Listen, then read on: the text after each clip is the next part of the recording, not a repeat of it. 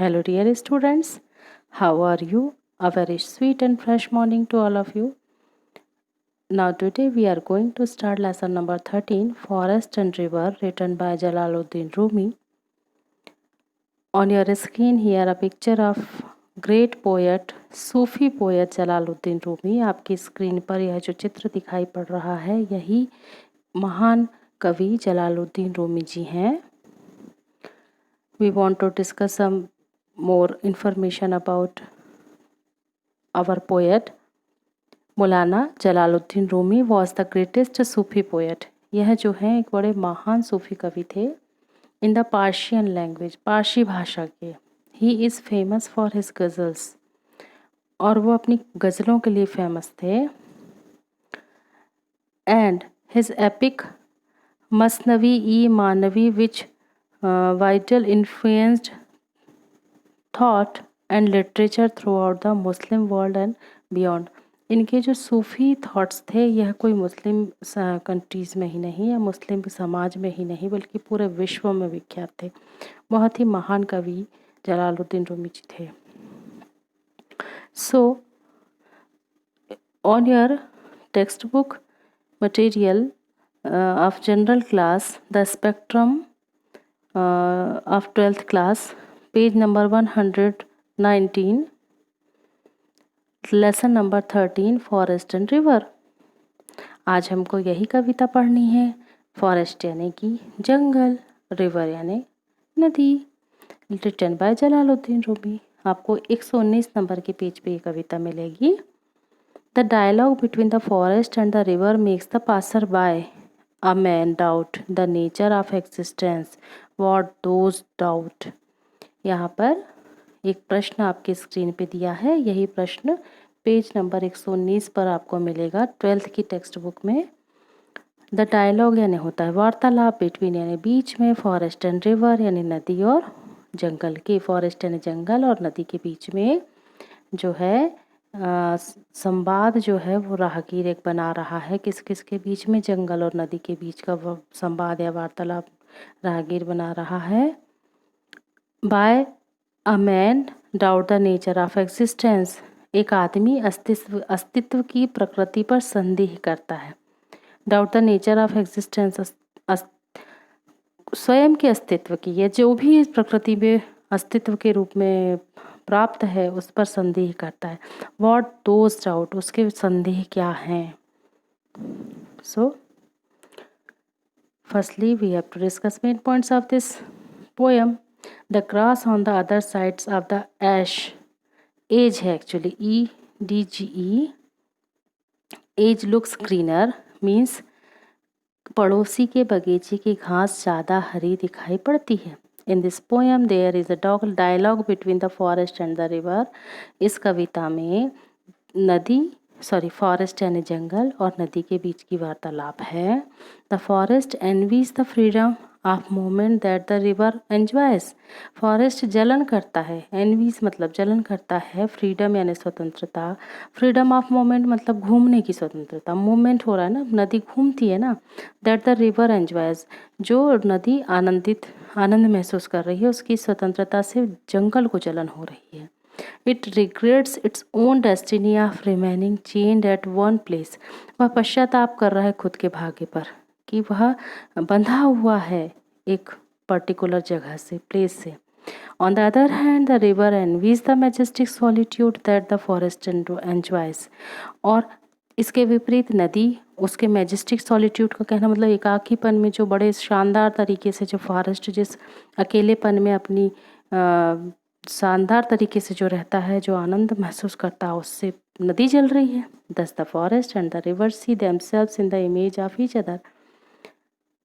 इस प्रकार जंगल और नदी एक दूसरे में अपनी इमेज को देख रहे हैं. What should a man desire to be? एक इंसान की इच्छा क्या होना चाहिए? A forest or a river? एक जंगल बनने की या नदी बनने की? इस प्रश्न के उत्तर को हम काहे पर जब कविता पढ़ेंगे तब जानेंगे. Firstly, we want to discuss glossary word of this meaning. First one is roaring, making a loud noise means गर्जना करती हुई. रशिंग मीन्स रनिंग फास्ट, तेज दौड़ती हुई। Domain area of influence means प्रभुत्व क्षेत्र। पैशनेट यानी एक्साइटेड आवेगपूर्ण। विग्योरस स्ट्रॉन्ग एनर्जेटिक मीन्स प्रबल। Spirit soul यानी आत्मा। टर्कोइज ब्लू प्रीसियस स्टोन एक हरित नीलमणि जिसको कह सकते हैं। Eternal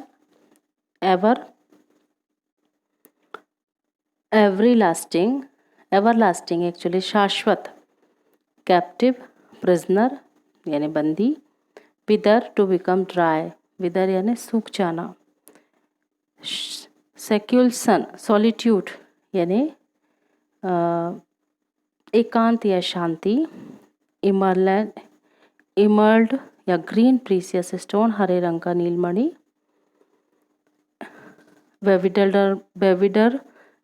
बेविल्डरमेंट a state of perplexity means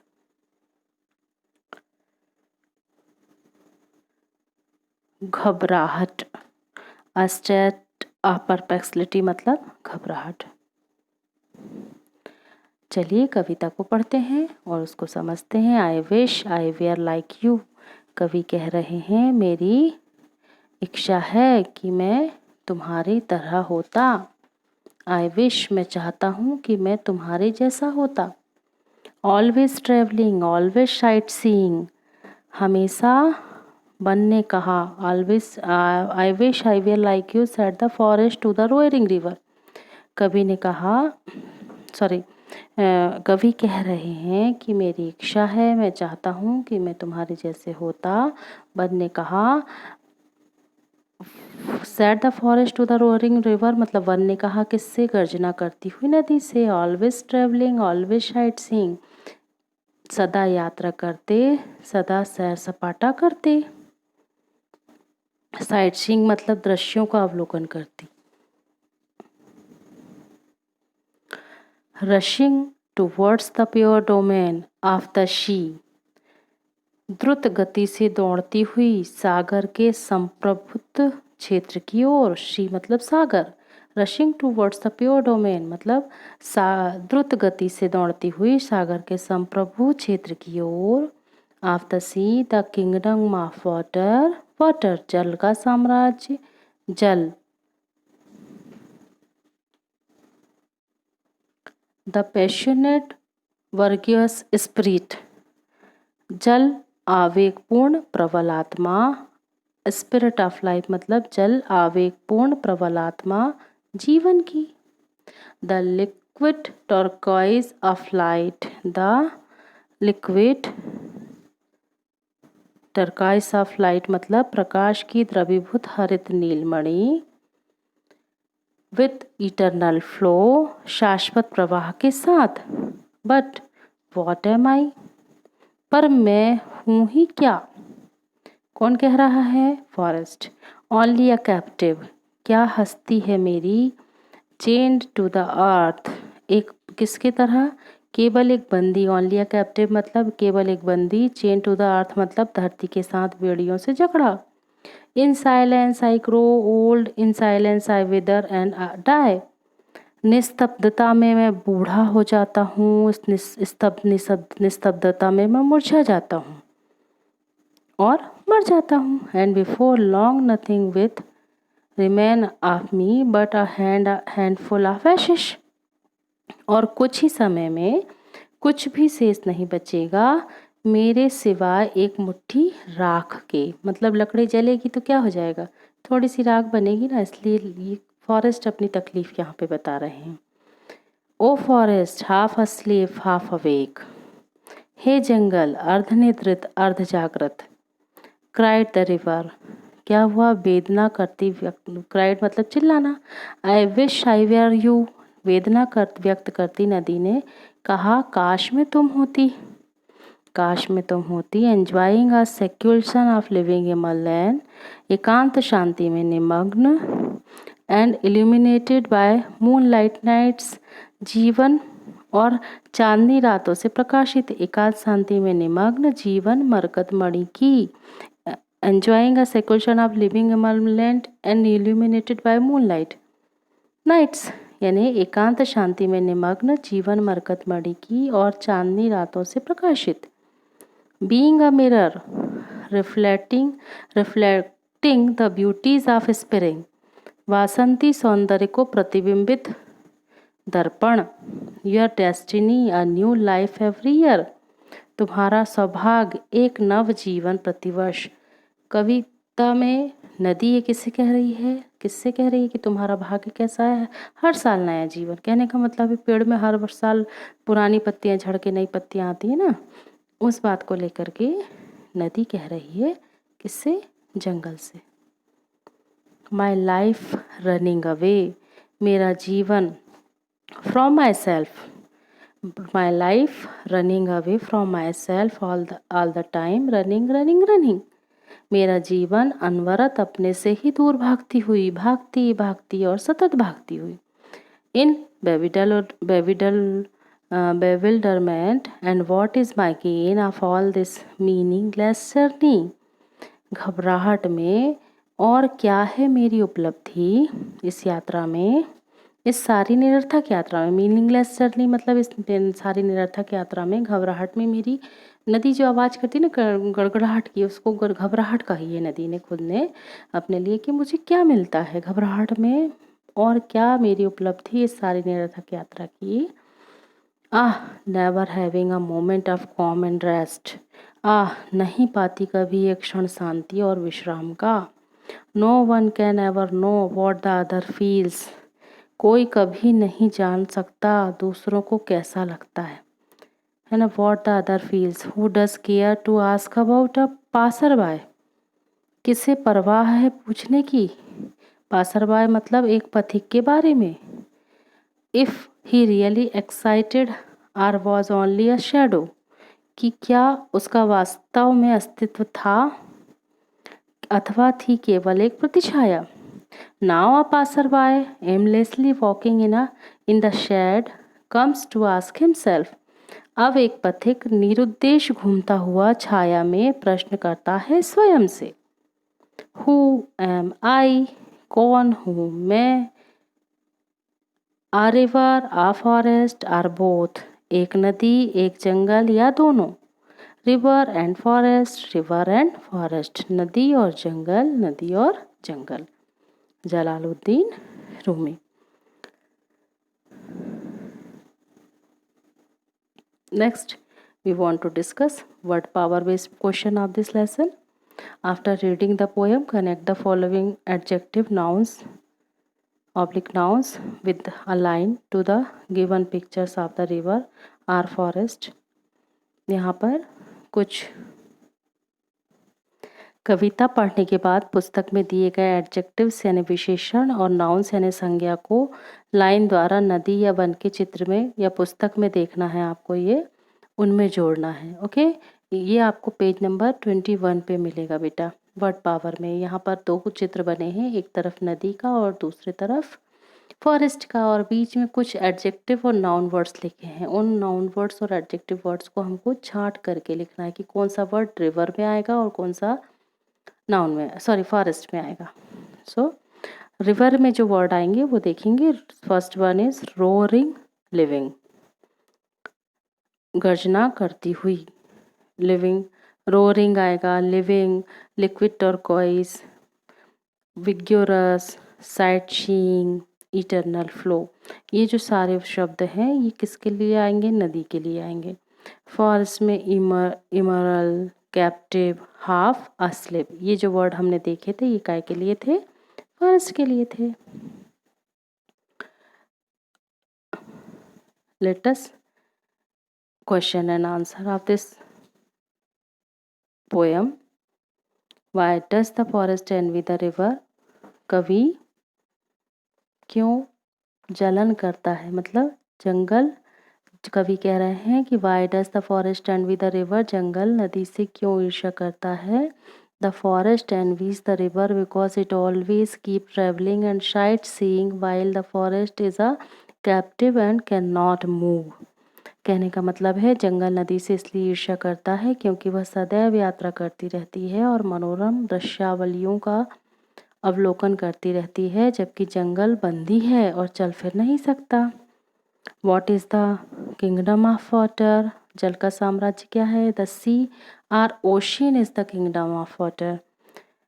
सागर या महासागर जल का साम्राज्य है। What is the forest complaint about its life? अपने जीवन के बारे में जंगल की क्या शिकायत है? The forest complaint is that it is a captive chained to the earth. In silence it grows old, wither and dies, and only a handful ashes remain. जंगल की शिकायत है कि वह धरती के साथ बेड़ियों से जकड़ा हुआ एक बंदी है। वह सोने में ही बढ़ता है, मुरझा जाता है और मर जाता है और केवल एक मुट्ठी भर राख शेष बचती है। How does the river praise the forest? नदी जंगल की प्रशंसा किस प्रकार करती है? The river praised the forest as it envies the solitude, moonlight nights, and the beauties of spring. It is fortunate to have a new life every year.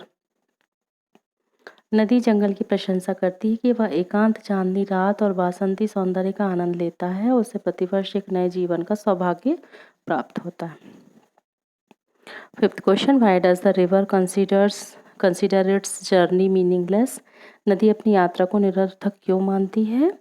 The river considers its journey meaningless as it keeps running away from itself all the time without any gain. यानी नदी अपनी यात्रा को निरर्थक मानती है क्योंकि वह बिना किसी उपलब्धि के सदैव अपने से दूर दौड़ती रहती है। Next question, in what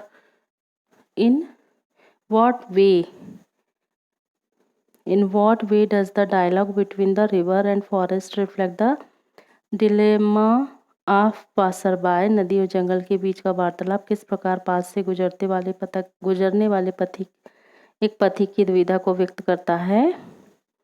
It reflects the dilemma of passerby